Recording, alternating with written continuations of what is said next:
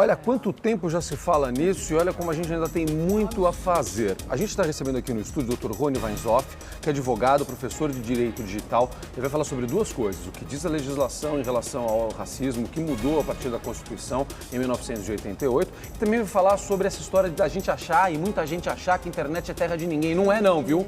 Não é não. Ele vai explicar isso. A gente está recebendo também a Rosane Borges, que é jornalista e pesquisadora, e também vai conversar com a gente sobre esse assunto. Muito bom dia, muito obrigado pela presença.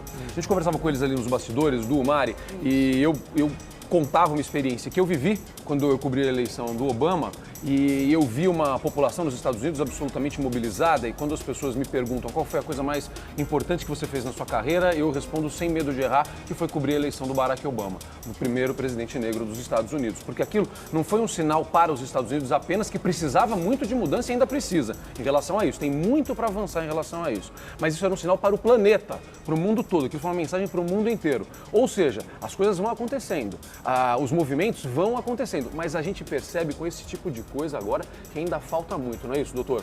Bom dia. Bom dia a todos. É um prazer estar aqui falando de um assunto tão importante, tão relevante para a sociedade.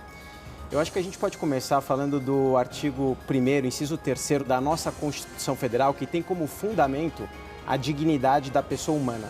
Ou seja, toda a Constituição e todo o ordenamento jurídico ele tem que estar voltado para a dignidade da pessoa humana. A internet é uma tecnologia tão boa, tão ampla, para tantas finalidades lícitas, a gente não pode permitir que esse tipo de assunto domine a grande rede mundial de computadores. Algo que acontece na internet é terrível, as vítimas sofrem muito, porque isso ganha uma repercussão mundial, ou seja, o potencial lesivo ele é muito grande. E felizmente a nossa legislação vem acompanhando isso. A internet, como você comentou, não é um território sem leis, muito pelo contrário. Diversos desses crimes que acontecem pela internet podem ter até sua pena maior do que no mundo físico verbal. Mas é possível localizar essas pessoas? Existem caminhos para a gente entender isso. Quando uma pessoa faz isso, vai lá, ataca alguém como foi feito. É possível localizar e punir? Normalmente sim. Na internet tudo deixa vestígio.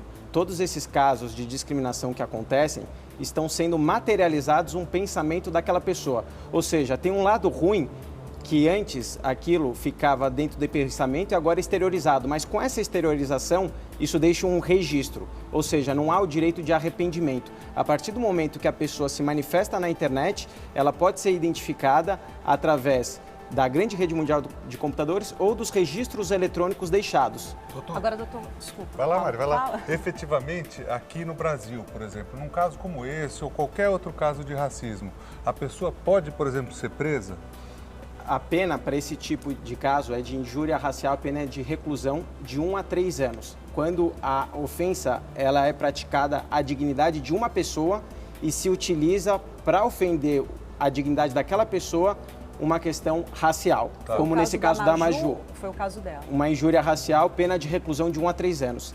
Se a discriminação, o preconceito é contra toda uma raça, contra toda uma etnia, contra toda uma religião ou procedência nacional, isso é crime de preconceito, de discriminação. A pena é de reclusão de 1 a 3 anos também, porém, se esse crime é praticado numa rede de comunicação social como a internet, a reclusão pode chegar até 5 anos. Portanto, nós temos 2 crimes possíveis nesse caso. 2 crimes possíveis. Quando alguém quer ofender uma pessoa diretamente e se utiliza para essa ofensa uma questão racial, injúria racial. Agora é um reclusão crime de 1 a 3 anos. inafiançável, né, doutor? O crime de preconceito, de discriminação é inafiançável. Que é o outro crime. Que é o outro crime. A injúria racial, ele é afiançável e é prescritível, mas é crime. É uma pena relevante de reclusão de 1 a 3 anos. Agora, doutor Rony, o Ministério Público, as nossas delegacias, a Defensoria Pública estão preparados para receber, para localizar essas pessoas?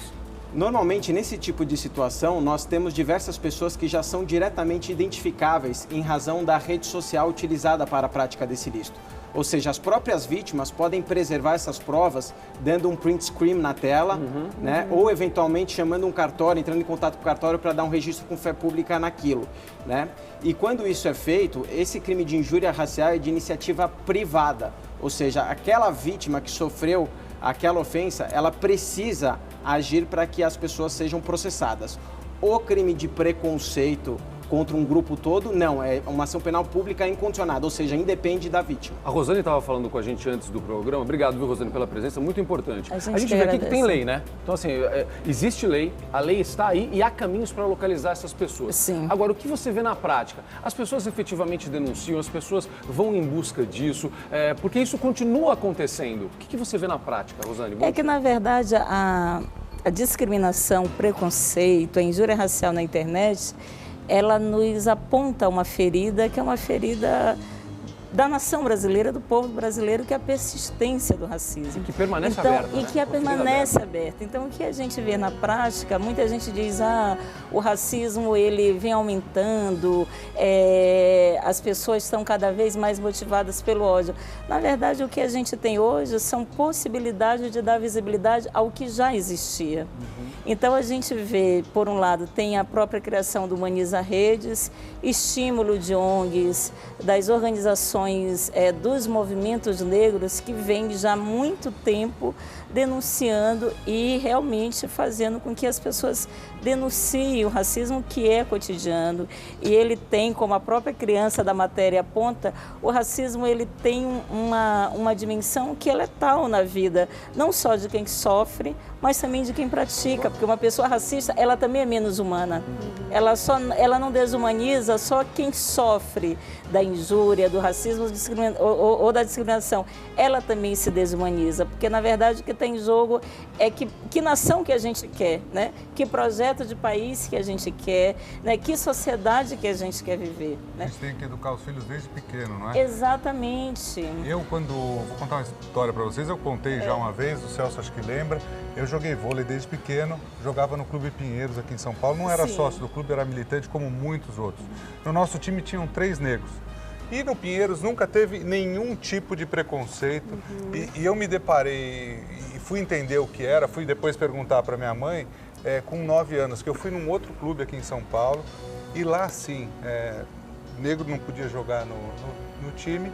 E em todos os lugares que a gente ia, a gente comia o lanche junto com o sócio, junto com as outras pessoas no bar, em qualquer lugar. E a gente recebia isso no Pinheiros também, um tratamento igual para todos. E lá não, a gente recebia o sanduíche no fundo da quadra e a gente dali não podia sair. Então a gente recebia o sanduíche numa bandeja, simplesmente porque o nosso time tinha 2 ou 3 negros, enfim, e era dessa forma que acontecia nesse clube. Eu não entendia por que ali a gente ia comer no fundo da quadra e dessa forma. Tá vendo? Olha o depoimento do Edu de uma coisa recente. A gente está falando de uma coisa que permanece viva e que está aqui, gente. Então, por isso que a gente tem que lutar muito com isso. Edu, a gente vai voltar nesse ponto que você falou, que eu acho que é fundamental, cara, porque de que maneira a gente pode mudar isso? Depois eu tive um depoimento na internet sobre essa questão dos esportistas. Muito legal, vamos falar sobre isso.